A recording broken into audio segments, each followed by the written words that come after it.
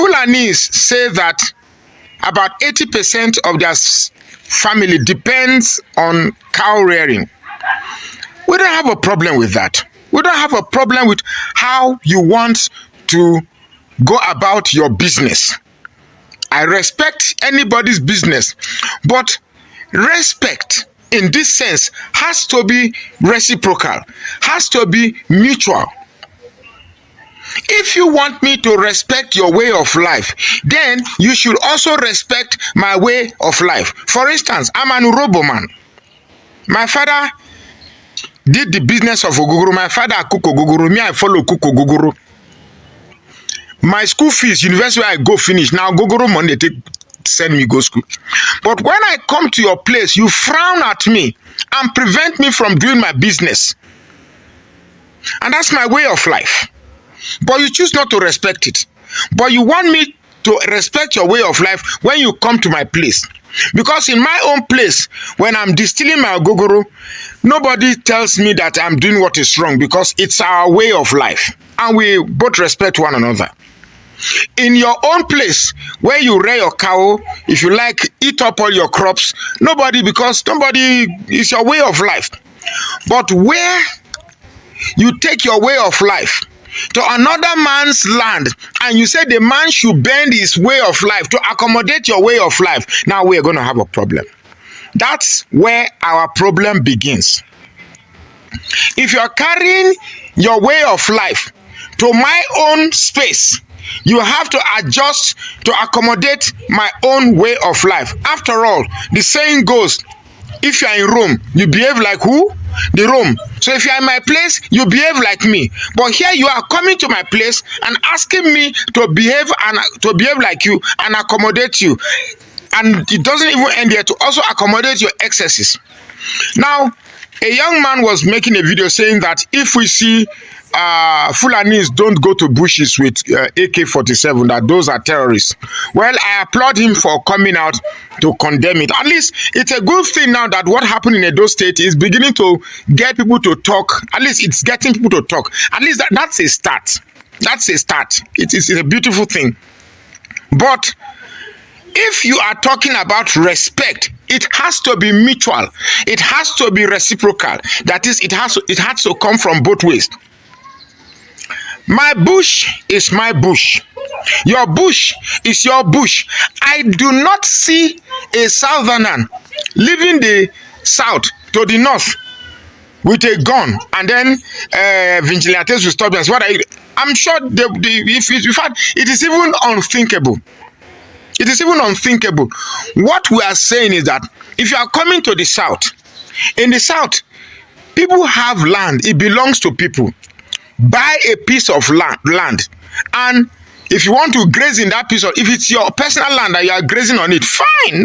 Nobody says anything. But you don't just take your cow into people's farm. Those that are driving their cows into people's farm don't even have AK-47 and uproot somebody's hard work, somebody's harvest, and feed it to your cows.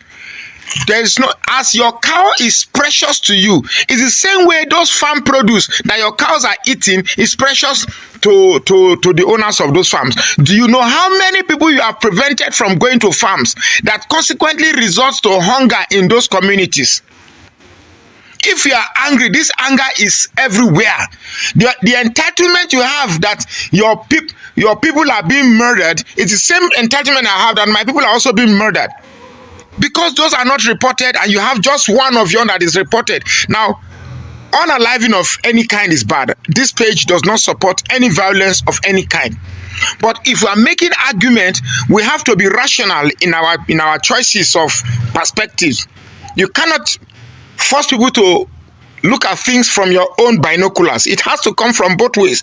Nigeria, if we must accommodate one another, we must respect each other's religion. We must respect each other's culture. We must respect each other's boundary. If you want to rear cows and push them around, fine. You go and do that in Fulani land. But saying you have to come and enforce your way of life in my own territory, now there goes, that is where the problem lies. If that is what you are insisting on, then there's no solution in sight. If you want peace, work for justice. For man at his best is the noblest in all animals. But separated from law and justice, he is worse than a beast. Equality and justice in Edo. The recent killing in Uromi in Edo State has once again brought to the fore the impunity of herders' invasion of farms under the guise of cattle grazing, created and overlooked, especially by President Muhammadu Buhari during his administration. Whilst we condone with the victim of the disease family of the March incidents in Edo, in Uromi, we must also console the family of the incessant killings, kidnapping and farm invasion in Edo State and in Nigeria in general, because the matter did not be today. While I commend the swift response and effort of the state government at de-escalating the situation and tension through their action, effort, and the visit to the Kano state government and the federal government directive to arrest the culprit and ensure justice is served, may I also use this opportunity to remind those fanning the embers and the flames of war from the north, especially those people from the north, that people and villages in Edo State have been crying for protection and justice against terrorist herdsmen's invasion and destruction of their farm since 2015, when the Buhari administration came on board and turned deaf ear to all of this killing. They have been killed, kidnapped, slaughtered in their farms, some on their journey, traveling, some even in their sleep, and others were even killed after ransom had been collected from their families, just like the one that happened in Igbera camp close to Agbede recently. Sometimes in February 2021, Edo women protested in Benin over their inability to go to their farms for fear of being kidnapped by herdsmen terrorists. Also in recent times, the Catholic bishops and reverend fathers and faithfuls have been kidnapped and killed senselessly in Auchi and Mafeme Aziz in Edo North. Even as the Edo Central area, that's where the Uromi area, the Esan area, have been under siege by terrorists and bandits, kidnappers. So all of this, sometimes you get to these places, they tell you can't travel once it is fall. So while we condemn the killing, we cannot close our eyes to certain pertinent questions begging for answers. And we hope that apart from arresting the perpetrators of the heinous crime, the police and the military will use this as an opportunity to conduct a detailed forensic investigation into the killings in the state and the country, to determine also if the travelers are truly genuine hunters or terrorists, as some persons have alleged. But also, we hope that this, findings will reassure the citizens that justice is indeed a two-way traffic, which will in turn create a collaborative synergy for peaceful coexistence and ensure safety, security, and stability. Because the idea of when somebody from herdsman carry gun, then is protecting his cow, and then somebody from the south carry gun, then is a criminal. We need to find a way to balance this inequality. This event also has yet again, presented another opportunity to the federal government to address the myriad of challenges facing us, especially in security. Because I ask, what is the value and dignity of human life to us as a people in Nigeria?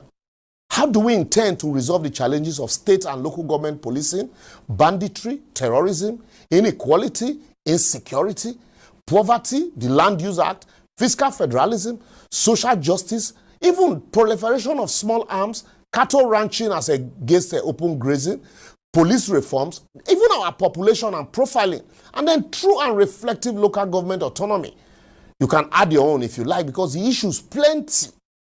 Why the security and welfare of the people is the responsibility of the government, and the state governors are the chief security officers of their various states. But I want to ask, can a state governor command a common DPO without the DPO taking instructions from the commissioner, who will take instruction from Abuja? The answer is blowing in the air, So the more we keep running away from addressing these issues, the more the country sinks deeper into the abyss of a failed and condemned state, condemned by insecurity. So don't tell me that every country have their own problem, because I will also tell you that every country deals with their challenges. And how are we dealing with ours? As this menace of insecurity has become so endemic to the extent that we have accepted invasion of communities as a normal occurrence, not worthy of even mentioning in the news. Look at what is happening in Benue and all the killings that have been going on. If not for this now, we for also here too. So I will therefore advocate, while tempers are high and flaring on both sides of the divide, as those from Edo and the South are condemning even the governor for extending a visit to his Kano state counterpart and asking if those killed by bandits and terrorists in the South were compensated with a visit from the northern governors. But the issue is a very dicey issue. And then those in the north who are also calling for blood and reprisal should stop living in denial that most of those bandits terrorizing the communities in the south are not their brothers. They are from the north, and they know that. Even though we agree that there are some collaborators, amongst them from the southern villages. So consequently, we should realize that if these issues are not handled and resolved with diplomacy, it might snowball into a full-blown war that nobody is willing or capable of fighting. And in war, I can tell you, we are all casualties. Anyway, like they say, communication is a two-way traffic. So make I hold am here and listen to your voices on all social media platforms shown on your screen. And please feel free to share.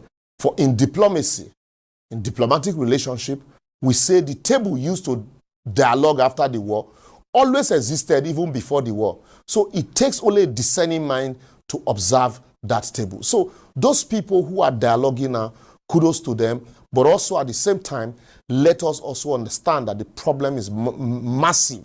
And then apart from dialogue, let there be actions and consequences. I'd like to commend you for the synergy that is existing amongst various security agencies in the state and with the government of the state, particularly during even the festivity period of New Year and Christmas, and we recorded no security issues up until now. And again, we had our 5 years in office, and we tried to mark those 5 years in office, and all of it went smoothly. All the commissionings and everything, visitors that came, everybody came and was commending the state for the security and the peace. And so it is not just those of us the steering, it is also all of us in the inside of the vehicle who have piloted the state to safety. I also recall the seeming security threat was the issue of headers coming into farmlands, and there were instances that we had 1 or 2 persons were killed. And even at that, we were able to take over control and ensure that the headers did not continue with that kind of lifestyle that they are bringing from elsewhere to our state.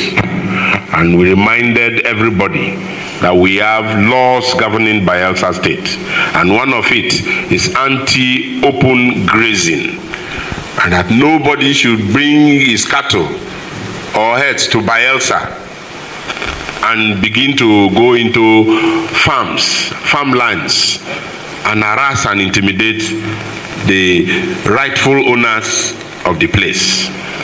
And I want to commend the security, because we actually went into it and ensured that anybody that was seen was so arrested, and we put the situation under control.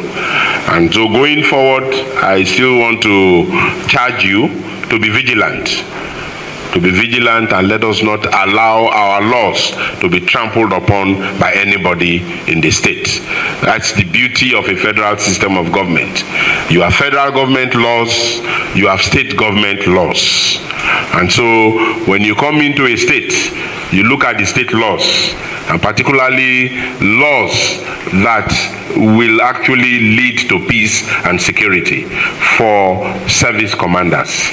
And so I appreciate you for ensuring that our laws are not being trampled on, and we will continue to ensure that cattle rearers do not come into Bayelsa to do open grazing. If you want to sell your cattle, you are free to do so, but not to come and do open grazing. If you want to do that, go and buy land. Buy your land, fence it, and keep your cattle in one place. And government will be aware that there is grazing taking place here. Hello. If you are a southerner and you have come across some of the responses of northern youths concerning the Uromi unaliving, don't immediately get angry, because what is happening in the north is a conditioning that has taken place for decades. And what we are also witnessing now is the climax of many happenings we have ignored. And I want to use this medium to speak to Northerners. Use this medium to speak to Northerners. You see, one thing with Southerners is that we've been able to adjust with the dynamics of time. We change with time. But you see, Northerners want to elongate primitivity. They want to carry primitiveness to modernity. This is 2025. And things have changed. We have the internet. We have many things that were not available 20 years ago, 30 years ago, 40 years ago, 50 years ago, 100 years ago. Southerners have been able to adjust with time. Now, when a northern man keeps giving birth to children he knows he cannot definitely take care of, in his mind, he is populating the number of people that will make Islam and populating the population of Islam. That is, I live in the north here. I know they said when you give birth, just give birth, and if the child does not survive, well, it is God's will. If it survives, it's God's will. You give him a plate, goes and beg for food. If he survives, it's God's will. If he doesn't survive, it's God's will. What is happening in let me take that again. What is happening in the north is the north trying to contend with reality of the many ignorances that they have meted on northern youths. Number one, you have refused to educate the youth. You have allowed people, young men, without proper educational foundation to grow into adulthood. Very recently, a governor in the north gave out state money for youths to get married. I mean, what's that? You have deprived northern youths from competition, from discovering potentials, from investigating and discovering the best they can put themselves into. You have to pamper them and excuse some of their excesses. Now, to the issue that happened in Uromi, I got a first-hand knowledge. Now, these people were coming from Port Harcourt and they got to Uromi. And they were accosted or stopped by the vigilante in Uromi. It was a normal routine check. It was a very, very normal routine check. It wasn't as if the vigilante came out and said, hey, today we are going to unalive Fulani, suspected Fulani. Trailers have been passing. That trailer that was stopped was not the only truck that was stopped. Other trucks were stopped and interrogated and was left to pass. Now, information reaching me that when the trailer was stopped, do you know that the same vigilante took the driver and his support or the driver and those who are sitting in front with them, they took them to the police station. Did anybody tell you that? Now, did anybody also tell you that when they stopped them and they were asking them questions and some of them went up to check what they were carrying along, do you know that one of the unalived 16 first initiated the aggression by stabbing one of the vigilantes. Now, what are you saying? That I stopped a trailer, make you go through the normal necessary check and question and answering, and then before you know it, a vigilante is stabbed. I'm trying to imagine a southern man goes to the north and vigilantes stopped him and it brings out a knife and stab one of the vigilantes in the north. That one nobody will argue. Sharply, they don't finish you. So why will it be different if a southern man does it? The truth is this. Most northerners feel their life is more precious than the life of the. They even say it here now. They say it here. I've heard it several times. I'm almost 60 in the north now, so they say it. Now, these happenings is a wake-up call. It's a wake-up call to government. And it's also a wake-up call to northerners, whether Fulani have an agenda or not. It's a wake-up call that, look, that southerners have been keeping quiet for this long doesn't mean they don't have teeth to bite back. Doesn't mean they don't have fists to fight back. These threats and blackmail that you are doing, that you're going to fight back, it won't work. What has happened in Edo State is a rude awakening. Perhaps to not as well, but it's a rude awakening to southerners. For long we've been keeping quiet. I'm a southerner living in the north. And I will not pretend that I'm not with my people. For many years, since Buhari's government, we've been crying that Fulanis are going into our lands, desecrating our farms, feeding their cattle to their farm. We cannot be in a society where a group of people value their cows more than human lives. Now, I am not saying that I want this to continue. But hey, if you want violence, it is not a monopoly of you. Me, I be worried person. We know they carry last. We get violence, plenty. We get violence. But I don't want it. But if that's what you want, fine. You dish one, I dish one. We don't get, in fact, when I don't slap our cheek, there's no other cheek to turn again. This time it is paya po paya. You don't slap. We've taken this nonsense for far too long. Welcome back, my people. So I hope you guys don't see this thing we see happen for inside this video. So many persons now, I know see many security we say we get for inside this country now. Then be the cocoa of the matter we say they happen for a based on say okay, when something happen to the other side, they know they like the pull head, but if it happen to the side we say they like they go like the fight for justice. Now, I know see when this thing they happen for Uromi, obviously Uromi people they cry out, they complain. Nobody come and say, no security person come and say, may they protect those people. But now obviously this thing now it don't happen for inside Uromi. Obviously, youth of Uromi by them.